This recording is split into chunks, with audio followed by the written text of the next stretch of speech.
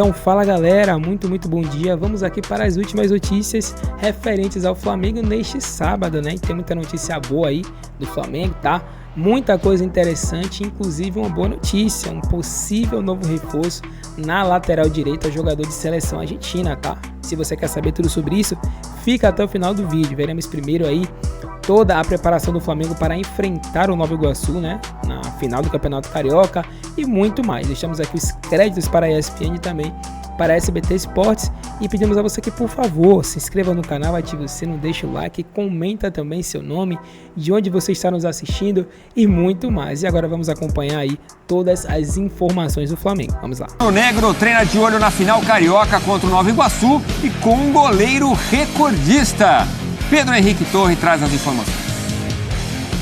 Valeu, pessoal. O Flamengo segue a sua preparação para a disputa do Campeonato Carioca. Tem a decisão muito em breve, no outro sábado, dia 30 de março, 17 horas, Maracanã contra o Nova Iguaçu. O Flamengo vai ter de volta todos os seus convocados que neste momento estão a serviço de suas seleções na data FIFA. Os 4 uruguaios, Varela, Vinha, De La Cruz e Arrascaeta, e os 2 brasileiros, neste momento, Fabrício Bruno e Ayrton Lucas, sob o comando de Dorival Júnior na seleção brasileira. O Pulgar, ele estaria convocado neste momento para a seleção chilena, acabou cortado de última hora por conta de uma lesão muscular, vem se recuperando bem no Ninho do Urubu, perspectiva que possa entrar em campo já nesse primeiro jogo no dia 30 contra o Nova Iguaçu. O Flamengo realizou uma atividade pela manhã no Ninho do Urubu, mas volta a treinar neste sábado pela manhã.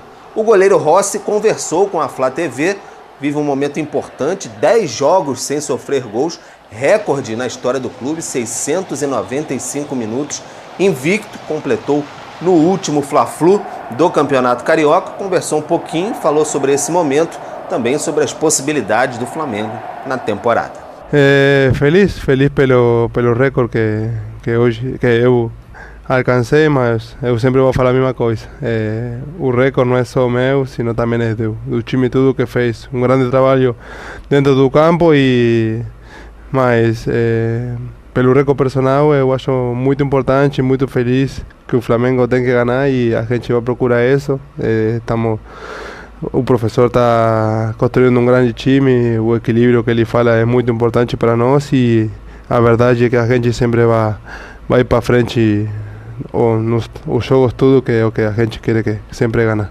Então é isso, Flamengo volta a treinar, como eu disse, neste sábado pela manhã, depois domingo de folga, aí reapresentação na segunda-feira, aí o elenco segue direto até sábado, dia 30, 17 horas, Maracanã, jogo contra o Nova Iguaçu. No dia seguinte, treinamento pela manhã no Ninho do Urubu e viagem já para Bogotá, onde na terça o Flamengo enfrenta o Milionários da Colômbia, estreia na Copa Conmebol Libertadores com transmissão exclusiva ESPN Star Plus.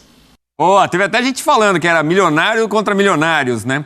Bom, e o Flamengo já teve um goleiraço chamado Raul, e hoje o Botafogo apresentou um goleiro que se chama exatamente Raul. Flamengo que tem uma receita recorde, tem uma marca interessantíssima, mesmo sem título na temporada, o Flamengo obteve uma receita de 1,370 bilhão em 2023, recorde na história do futebol brasileiro. O número consta no balanço do clube apresentado ao Conselho Fiscal nesta quinta-feira. O valor representa um crescimento de cerca de 200 milhões de reais em relação ao ano anterior. O recorde anterior de receita absoluta no futebol brasileiro era da CBF em 2022, com 1,214 bilhão. A entidade ainda não divulgou seus números de 2023. Com essa receita, o Flamengo obteve um superávit operacional, espécie de lucro líquido, de 320 milhões de reais, também recorde na história do clube. Esse valor é considerado antes de se contabilizar os investimentos feitos pelo Flamengo, principalmente contratações. A receita rubro-negra, bruta, aumentou porque houve incrementos nas áreas comercial, de marketing e publicidade, match day, bilheteria e sócios torcedores, vendas de jogadores. Obviamente, houve queda no valor obtido com premiações, em torno de 100 milhões de reais, já que o clube não conquistou títulos em 2023. Mas está aí, está cada vez A gente chove no molhado, né? Falando da organização do Flamengo. Mas dentro daquilo que o clube não conquistou em 23 em termos de títulos e ainda assim ter uma arrecadação recorde, Mauro, é algo que chama muita atenção.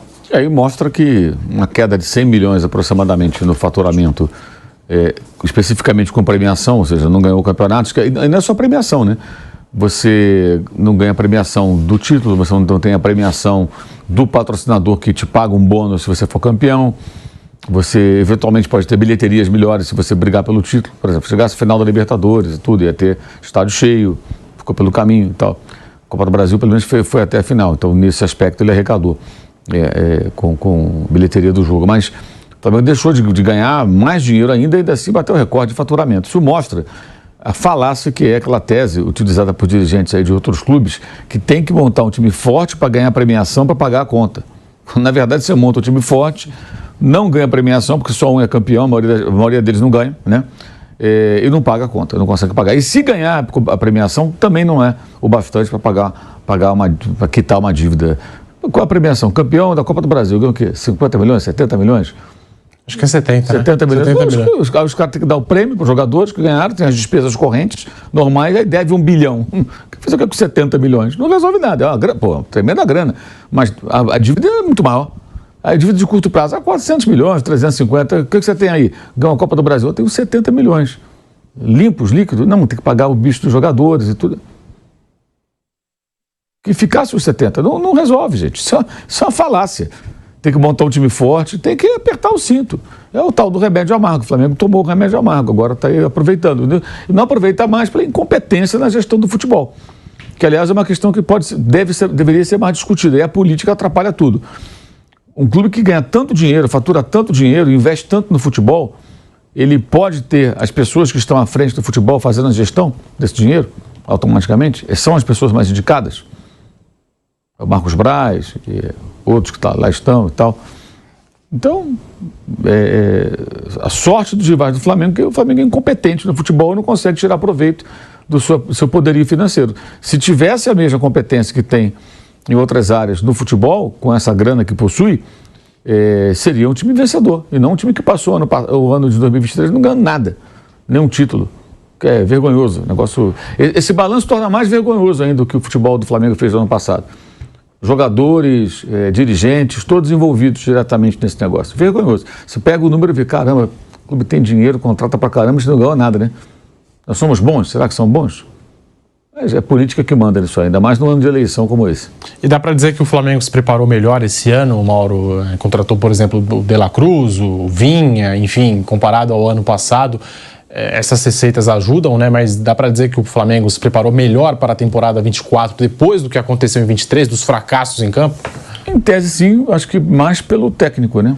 Pela comissão técnica, que agora o Flamengo conta com o Tite. Um técnico, acho que mais preparado para lidar com o que acontece no clube, né? Um clube que teve a marca aí de um grupo de jogadores que não se lidavam com o técnico A, técnico B, os técnicos sempre pagando a conta sozinho, né? Sendo demitidos, ganhando a multa, indo embora para casa, e os jogadores ficavam lá. Mas muitos saíram também. Então acho que essas mudanças todas podem ser saudáveis. Até agora tem sido, né? O time tem ido bem. Mas a hora da verdade é agora, quando começarem as competições mais importantes, além, claro, de cumprir a obrigação, tem a obrigação agora de ganhar o título estadual contra o Nova Iguaçu, né? Flávio Prado, Vanderlei Nogueira, tá aí esse Flamengo muito bem resolvido financeiramente, não é de hoje que a gente fala, enfim, como eu disse, é cada vez mais chovendo molhado falar da organização do Flamengo, mas num ano sem títulos, ter uma arrecadação desse porte é de impressionar, Flávio Prado. Então, e aí a gente aqui imaginando o que está por vir. Dentro da normalidade, o Flamengo ganhará alguns títulos esse ano. Ele é favorito a todos, como o Palmeiras também, mas pode não ganhar todos, pode até não ganhar nenhum, pode até acontecer, mas o normal é que ele ganhe alguns títulos, o que tende a aumentar ainda mais esse valor. E aí você começa a ver a disparidade dessas equipes com relação às outras, que estão para trás e insistem em se manter no século XIX, no máximo no século XX, quando o futebol está no século XXI, principalmente em termos de gestão. É preciso realmente olhar isso com muito cuidado, Porque senão, eu não tenho nada contra, né? Tipo assim, o Bayern de Munique, até esse ano não será ele, mas o Bayern de Munique ganha todo ano. A gente começa a ter esse risco. Ou na Espanha, Real e Barcelona, são os dois. Eu acho que os dois são melhores, tem que ganhar, não tem problema nenhum.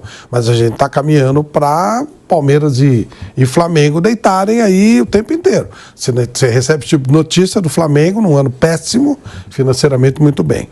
Você vê o Palmeiras, parece que não vai ganhar nada, de repente ele dá uma arrancada e ganha um campeonato brasileiro da maneira que ganhou. Então, Pedro, a distância está só aumentando. Aí você recebe informações do Corinthians, só notícia ruim, por exemplo. Você vê o São Paulo com dificuldade tremenda. Você vê o Vasco aí não sabendo nem o rumo que ele vai tomar. Você vê um Botafogo trocando de técnico, para citar os grandões. A Internacional está comprando bastante, todo mundo diz, pô, está tirando dinheiro de onde? São questionamentos. O Atlético tem um mecenas lá até quando? São questionamentos. Eu não estou dizendo que está certo ou errado. Talvez o Inter tenha realmente um potencial para se manter assim. Talvez o Atlético mecenas continue sempre lá botando dinheiro. Não sei. Mas a verdade é que você vê de concreto mesmo quem está fazendo a coisa fluir direitinho, Palmeiras e Flamengo. E a distância vai aumentando. Eles já estão com o carro andando e estão acelerando mais. E os outros ainda estão de carroça. Então, é um processo que vai caminhando para dois lados só. Um orçamento respeitável, né? Maior, vai crescendo o orçamento de ano a ano. Aliás, poderia agora... já poderia ter feito há mais tempo. Ainda falta um caso de um garoto, da família de um garoto no Ninho do Urubu, não é, Mauro? Ainda tem É uma família que não fez acordo, entrou na justiça, agora ganhou. O Flamengo está recorrendo. Então, acho que poderia dispensar o recurso. Acho que seria tão legal se o Flamengo fizesse isso e acertasse de vez esse último caso para tentar minimizar a dor dessa família, pelo menos. Seria legal. Eu acho que não é legal recorrer nesse último caso. Fecha isso e deixa a vida seguir.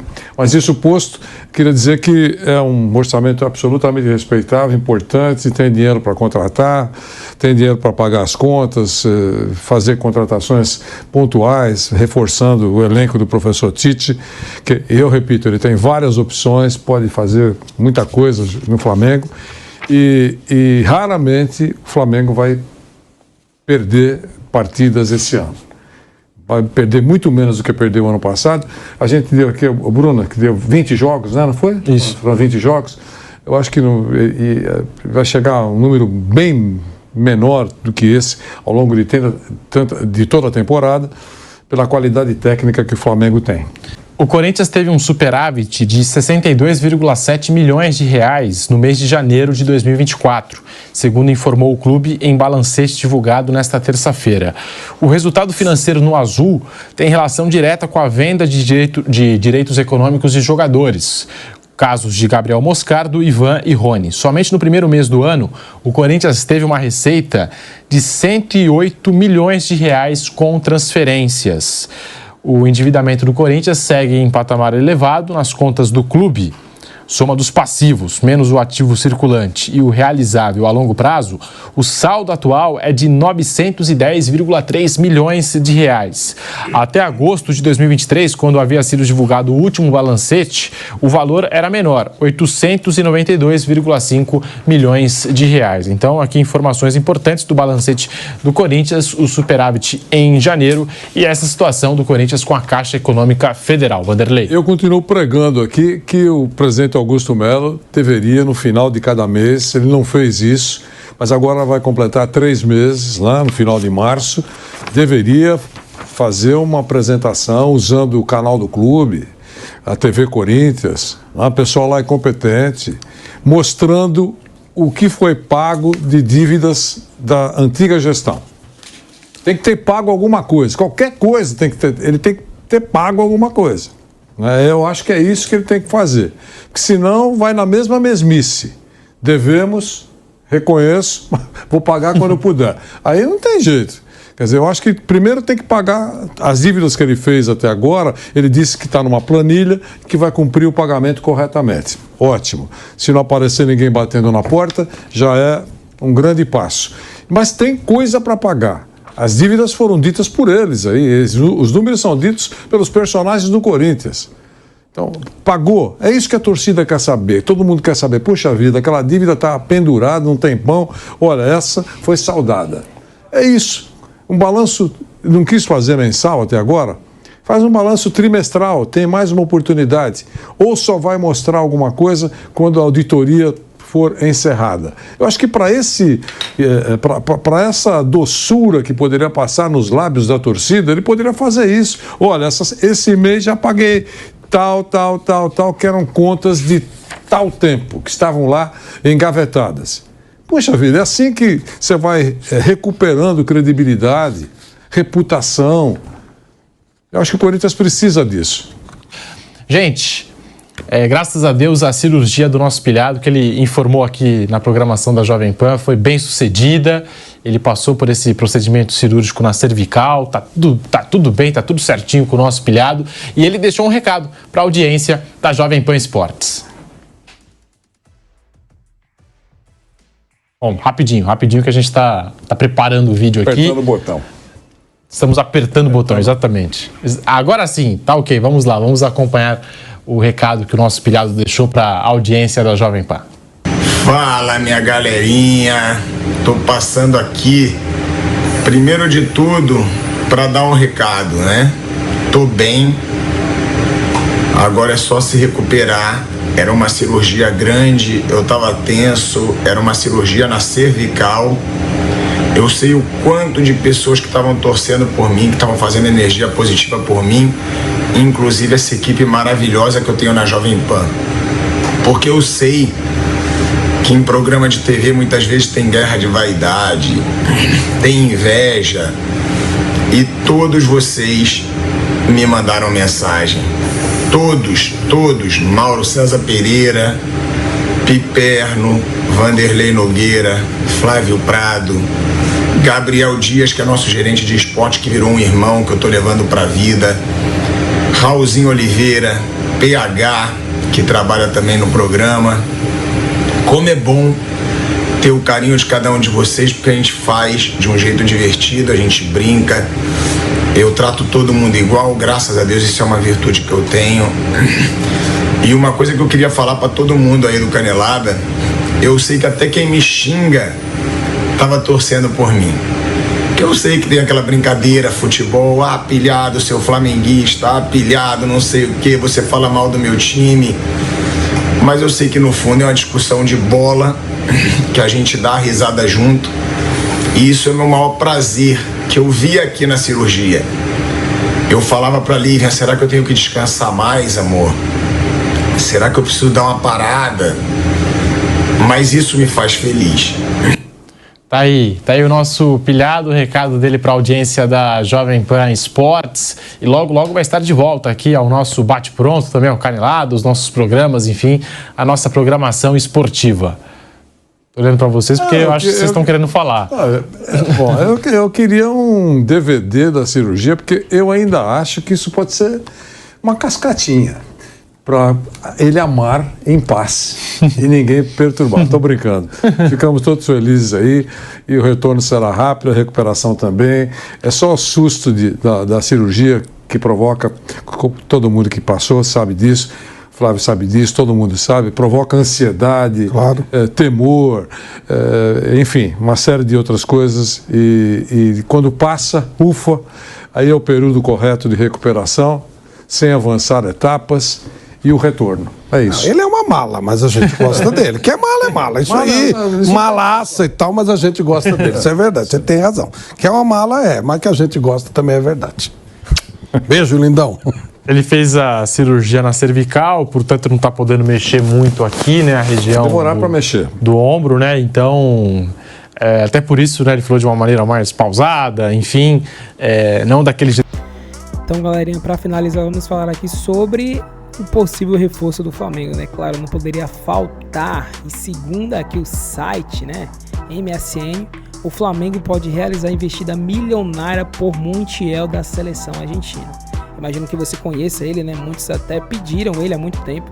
Ele é um desejo antigo do Mengão aí, o Montiel na lateral direita, né?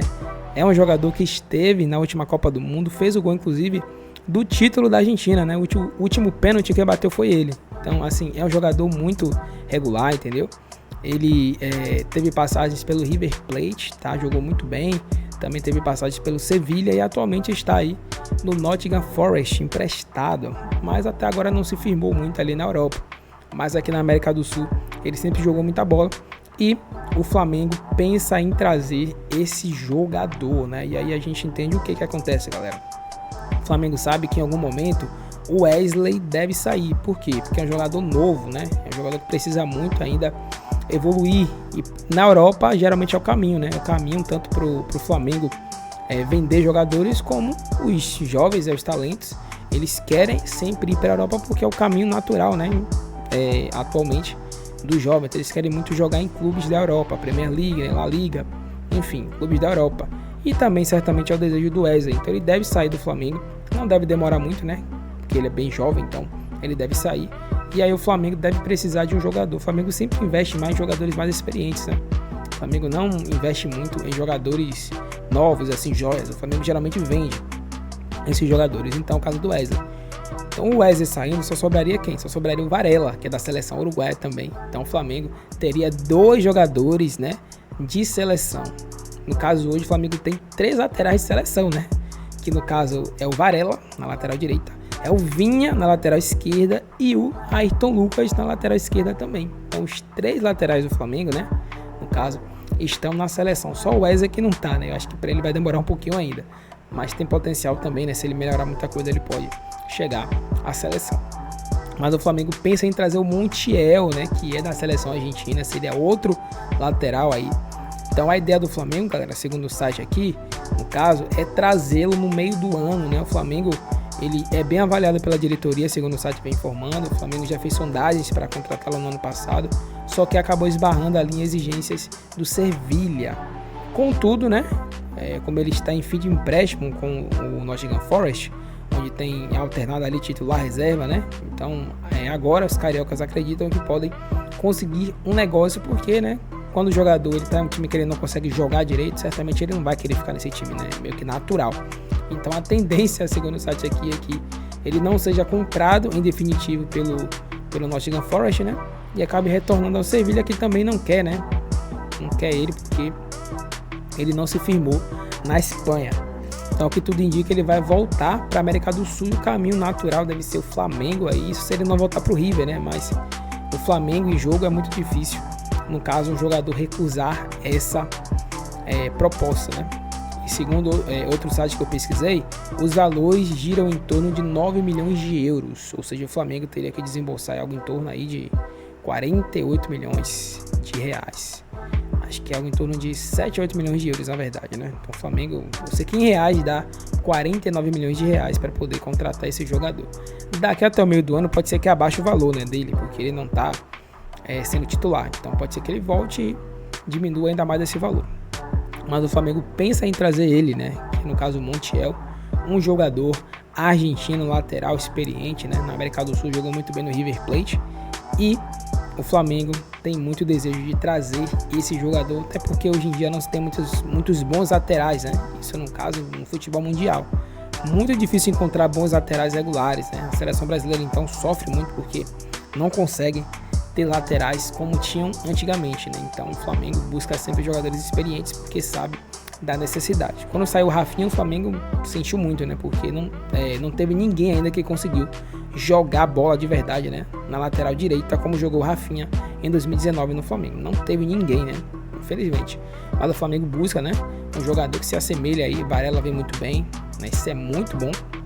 Mas ter um lateral só que joga bem não é muito recomendado, né? Porque o Wesley, sempre que ele entra, ele acaba não jogando muito bem na parte defensiva. Enfim, é muito complicado a gente ver o Wesley jogando na parte defensiva. Ofensivamente ele é bom assim, né? Bom, razoável. Mas a parte defensiva é um caos. Meu Deus do céu, muito complicado. Mas o Montiel, ele está no radar do Flamengo, né? O Flamengo tem interesse, né? E é uma das contratações, na verdade, prioridade para o Flamengo trazer no meio do ano, tá? Então já tem informações aí com relação a isso. Mas e você aprova aí, você apoia o Montiel no Flamengo? Deixa aí nos comentários, galera. O que é que vocês pensam, se você conhece o futebol dele, se você não conhece, tá? Se você concorda, se você acha que outro jogador deveria vir no lugar dele, outro lateral direito, se for quem que você acha que deveria vir, se não Montiel? Eu acho que é uma boa contratação, poderia vir muito bem, né? Mas vamos acompanhar aí o desenrolar de tudo isso aí, mas segundo o site, é sim um jogador que o Flamengo vai trazer. Então é isso, esse foi o vídeo, deixa o like, se inscreve no canal, tamo junto e até o próximo.